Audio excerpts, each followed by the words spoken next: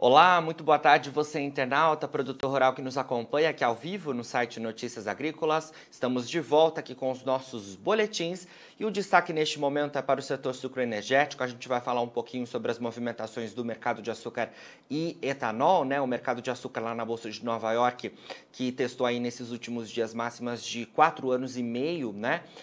A gente também vai falar um pouquinho sobre as movimentações aqui no mercado interno. A gente vai falar também sobre o etanol aqui no Brasil. Então, para a gente saber todas essas novidades e também tentar apontar aí um pouquinho das perspectivas para esses mercados nos próximos dias, a gente conversa ao vivo com a Rafaela Souza, que é analista de inteligência de mercado de açúcar e etanol da StoneX. Rafaela, muito boa tarde, obrigado pela sua participação aqui no site. Boa tarde, Jonatas. Muito obrigada a vocês pelo convite.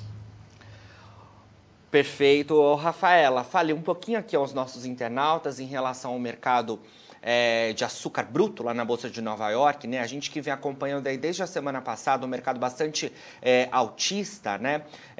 Desde a divulgação que a gente teve da Única com a produção, né, de açúcar e etanol e a moagem no centro-sul do país na segunda quinzena de julho, a gente vê o mercado tendo essa tônica mais positiva. Hoje, inclusive, a gente teve altas expressivas sendo registradas, o patamar de 20 centes de dólar por libra-peso sendo registrado em parte do dia, né? E queria saber o que motivou todo esse cenário aí de valorização dos últimos dias. Bom, o principal motivo dessa valorização firme nos últimos dias foi realmente a divulgação da Única. A gente observa que depois desse relatório, o mercado saiu de patamares de mais ou menos 18,50 centes de dólar por libra-peso para se consolidar nas últimas sessões acima de 20 centes de dólar por libra-peso. Isso porque esse relatório já mostrou os impactos iniciais da geada sobre a produtividade da cana-de-açúcar. Em julho, houve uma queda de 17,9% no rendimento dos canaviais frente ao ano anterior, e no acumulado da safra, essa queda já é de 12,5%. Esses patamares, né, eles ainda estão acima das mínimas históricas já registradas no Centro-Sul para o TCH, mas de qualquer forma eles mostram que está havendo sim uma grande pressão sobre a produtividade, tanto por conta das geadas, quanto também pelo intenso, e principalmente por causa do intenso déficit hídrico que incide aí sobre o Centro-Sul desde meados do ano passado. Então, os próximos relatórios eles devem continuar sendo bastante importantes, até porque os efeitos das geadas eles continuam sendo computados, mas houve uma mudança, né, de percepção do mercado em relação ao tamanho da oferta do Centro-Sul para o mercado internacional. E como o Centro-Sul é o principal ofertante de açúcar para o mercado internacional, isso tem aí sustentado os preços de forma bastante significativa. E a expectativa é de que continue assim até a gente ter sinalizações mais concretas do real tamanho da quebra de safra nessa temporada. Certo. De fato, né, um reflexo importante desse relatório sobre o mercado, né, e você até mencionou aí alguma perspectiva desse cenário. A gente deve, então, ter realmente nos próximos dias, né, um mercado seguindo essa tônica aí que a gente viu nos últimos dias, e à espera de novas atualizações. Hoje, por exemplo, a gente teve os preços próximos da estabilidade, né? O que também a gente pode encarar de alguma correção aí nos preços, alguma correção técnica nos preços nos próximos dias, Rafaela? Bom, sem dúvidas, tem um movimento especulativo nessa alta grande dos preços nas últimas sessões, né? A gente teve um aumento aí do saldo comprado de fundos especulativos, o último relatório do CFTC já evidenciou isso pra gente, e a expectativa é de que o próximo também demonstre isso, tá? Para além disso, a gente também tem alguns indicadores técnicos indicando que o mercado está sobrecomprado, o que por si só já poderia indicar que correções podem acontecer. Agora, sem dúvidas, como o Centro-Sul está atraindo todos os holofotes, e a questão da quebra de safra, ela ainda permanece em aberta, né? Qual vai ser o tamanho da quebra de safra e realmente qual vai ser o tamanho da oferta do Centro-Sul para o mercado internacional, parece provável que quedas muito expressivas ou altas ainda mais expressivas só aconteçam após a gente ter novas divulgações da Única ou novos dados concretos sobre como deve caminhar a oferta no Centro-Sul. Para além disso, a gente continua tendo riscos climáticos que preocupam, né, o mercado de maneira geral. Não só para essa safra de agora, na qual a quebra se mostra clara, mas também para a próxima temporada. Isso está muito relacionado com a probabilidade ou não da ocorrência de chuvas, porque no segundo semestre já tem alguns modelos climáticos que indicam a possibilidade de laninha. que é um fenômeno climático que causa, então, resfriamento das águas do Oceano Pacífico e tende a diminuir a incidência de chuvas aqui no Centro-Sul. Então, isso também deve ficar sob o radar, que já começa a traçar as primeiras perspectivas em relação à próxima safra, ou seja, de 22 e 23. Perfeito. Rafaela, eu queria te perguntar também em relação a essas altas dos últimos dias, né? Se de alguma forma as usinas já se movimentaram, né, para a safra 2022-23. E queria saber também em relação às fixações da safra 2021-22. Como é que estamos nesse cenário? Já temos grande parcela das estimativas de exportação fixadas. Como é que está esse cenário?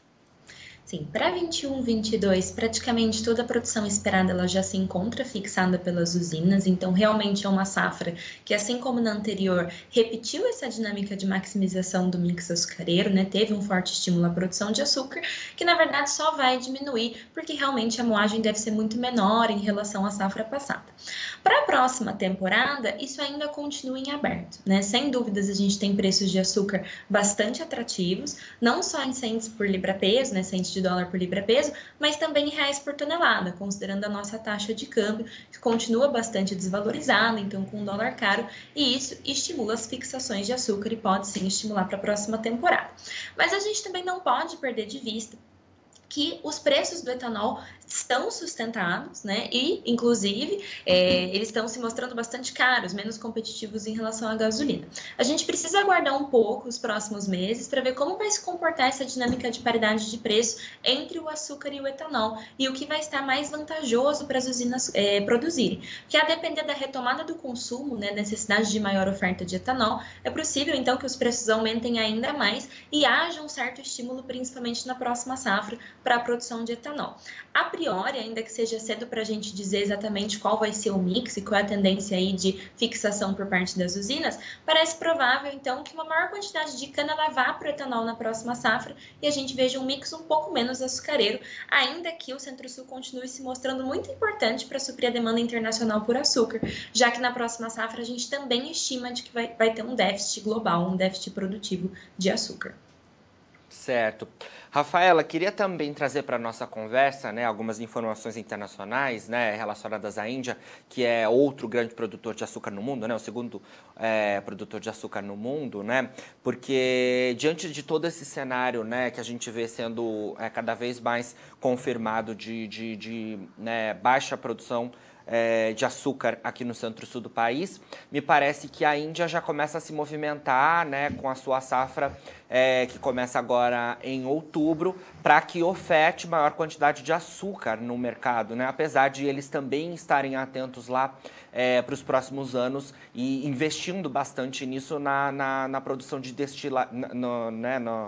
nos investimentos em destilarias para etanol, né? Sem dúvidas. Na Índia, né, a gente tem alguns pontos. A nossa expectativa é de que a próxima safra seja muito boa, as monções estão avançando muito bem no país e a Índia tem ganhado cada vez mais destaque em meio a esse cenário no Centro-Sul, justamente porque atualmente ela é o principal player que consegue suprir a demanda internacional.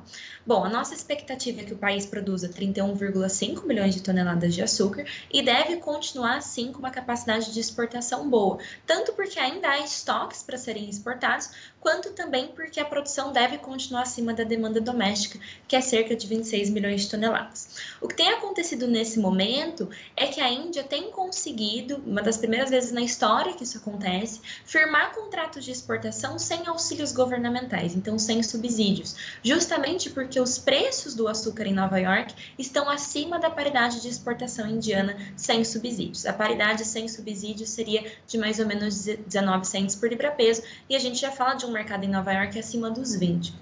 Então, as sinalizações que a gente tem é de que a Índia deve priorizar a produção de açúcar bruto na próxima safra, justamente para suprir essa falta, né, de oferta por parte do Centro-Sul, e também de que existe a possibilidade de que o governo não renove a política de subsídios que foi observada nos últimos 3 anos. Mesmo assim, a expectativa do país é de que seja possível exportar 6 milhões de toneladas de açúcar, que é um volume bastante grande, mas fica abaixo das expectativas para 2021, que é essa safra de agora, na qual a Índia deve exportar mais de 7 milhões de toneladas de açúcar. Certo. Ainda seguindo, né, as informações aí do mundo, né, Rafaela. Queria saber um pouquinho em relação à demanda, né? Como é que a gente pode encarar aí, né, nos próximos meses as informações da demanda? A gente tem, então, uma safra com oferta global um pouquinho mais reduzida por conta do centro-sul do país em relação ao ano anterior. A gente tem essas movimentações por parte da Índia também no radar. E a demanda, como é que a gente pode olhar esse cenário da demanda? A gente que teve a demanda bastante impactada aí nos últimos meses por conta da questão do coronavírus. Agora a gente tem também a questão da variante Delta em alguns países também começando a ligar o sinal de alerta. Queria saber as visões de vocês da Stonex quando a gente fala em demanda global por açúcar. Claro. Bom, a questão é que a demanda nesse momento ela tem se mostrado mais arrefecida, de fato, mas isso não significa que não exista demanda. Essa movimentação ela está mais ligada ao fato de que nos últimos meses houve uma antecipação de demanda muito grande, justamente porque a safra 2021 em âmbito global está sendo marcada por déficit. Porém, a gente já tem sinalizações de que a demanda ela deve se recuperar com destaque para os players asiáticos. Isso se dá tanto pela recuperação econômica esperada, lembrando inclusive que a demanda por açúcar ela é bastante resiliente, se mostrou muito resiliente durante a crise do novo coronavírus e está atrelada ao fato de que o açúcar é um item básico para a alimentação na maior parte dos países. E a gente já tem algumas expectativas de que alguns países importem volumes bastante consideráveis de açúcar na próxima safra. É o caso da China, por exemplo. Agora em 2021, a China deve atingir um recorde de importação de 4,9 milhões de toneladas de açúcar e deve continuar com importações bastante firmes também em 21 e 22. Então, em âmbito global, a gente espera que na próxima safra haja um aumento de 0,9% na procura global por açúcar. E por conta disso, a produção ela não deve conseguir suprir toda essa demanda esperada.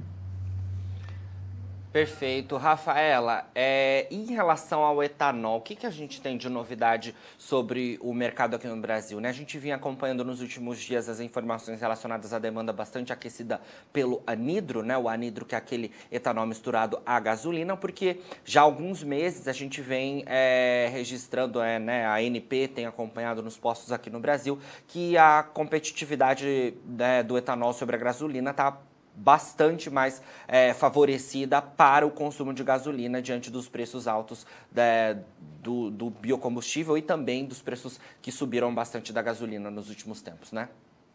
Sim, sem dúvidas, né? Por mais que a gente esteja em uma conjuntura de petróleo em preços elevados e a gasolina também com alguns reajustes positivos, o etanol hidratado tem se mostrado mais caro, ele não está competitivo em nenhum estado do Centro-Sul, não está valendo a pena colocar etanol, e isso tem feito com que as usinas do Centro-Sul priorizem, então, a produção de anidro, tá?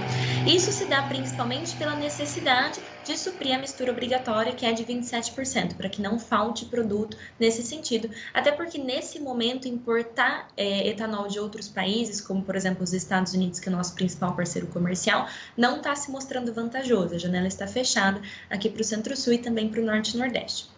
Bom, em meio a esse contexto, por mais que as saídas de hidratado não tenham se mostrado tão baixas nas últimas divulgações da Única, o share de hidratado no consumo de combustíveis do ciclo Otto, que considera tanto gasolina quanto etanol, tem diminuído bastante, né? Atingiu o menor patamar dos últimos anos na última divulgação da ANP, e a expectativa é que isso continue assim, então que o hidratado tenha uma participação bastante reduzida no consumo de combustíveis de ciclo Otto esse ano, tá? Até porque, do nosso ponto de vista, os preços devem se manter nesses patamares bastante elevados. Hoje, segundo o levantamento que a gente fez, o hidratado em Ribeirão Preto está em cerca de R$ 3,82 por litro, que é um patamar bastante elevado. E como não tem produto e a safra no Centro-Sul deve se encerrar de maneira antecipada com maximização do mix açucareiro, a nossa expectativa é que os preços continuem nesses patamares ou até acima disso. Perfeito, Rafaela. Olha, excelentes informações aqui, viu, sobre o mercado de açúcar e etanol. Muito obrigado pela sua participação, né? A gente esclarecendo aí todas as informações em relação aos últimos dias e também apontando aí cenários possíveis para a movimentação tanto do açúcar quanto do etanol. Obrigado pela sua participação e sempre que tiver novidades, queremos contar aqui com vocês da Stonex, viu? Eu quem agradeço, estamos à disposição. Muito obrigada. Obrigado você. Bom, conversamos aí então com Rafaela Souza, analista de inteligência de mercado de açúcar e etanol da Stonex, a gente falando um pouco em relação sobre as movimentações dos mercados do setor sucroenergético. Bom, você que nos acompanha aqui no site, né, durante a nossa entrevista você viu os perfis das nossas redes sociais, é só nos acompanhar por lá para receber todas as informações e nós seguimos aqui 24 horas com o nosso site no ar para você ser o produtor rural mais bem informado do Brasil e os nossos boletins ao vivo seguem aqui. A gente daqui a pouco tem fechamento do mercado da soja e você fica por aí. Participe das nossas mídias sociais, no Facebook, Notícias Agrícolas, no Instagram, @Notícias Agrícolas e em nosso Twitter, @Noteagri. E para assistir todos os vídeos, se inscreva no YouTube, na Twitch, no Notícias Agrícolas Oficial.